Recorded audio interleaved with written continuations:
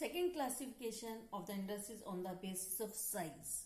It refers to the amount of capital invested, number of people employed, and the volume of production. Based on size, industries can be classified into small scale and large scale industries. Cottage or household industries are a type of small scale industries where the products are manufactured by hand by the artisans.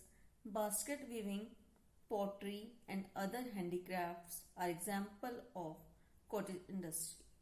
Small scale industries use lesser amount of capital and technology as compared to large scale industries that produce large volumes of products. Investment of capital is higher and the technology used is superior in large scale industry.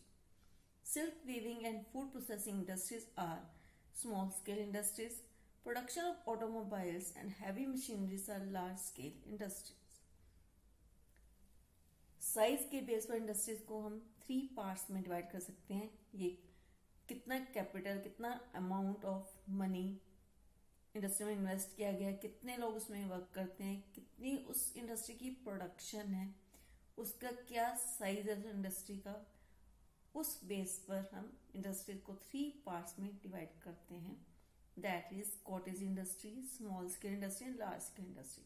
Cottage और house hold industries एक small type industry है जहां पर products को हाथों से बनाया जाता है आर्टिसंस के द्वारा, जैसे बास्केट वीव करना, पॉटरी एंड अदर हैंडीक्राफ्ट्स, जो कॉटेज इंडस्ट्री का एग्जाम्पल है. स्मॉल स्केल इंडस्ट्री में लेस अमाउंट की कैपिटल लगाई जाती है. लार्ज स्केल इंडस्ट्री की अपेक्षा यहाँ पर कम टेक्नोलॉजी का इस्तेमाल होता है और कम लोगों को एम्प्लॉय किया जाता है.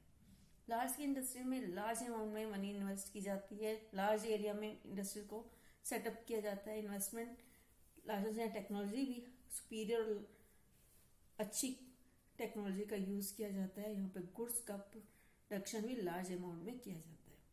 सिल्क वीविंग और food processing industry small scale industry के एग्जाम्पल है.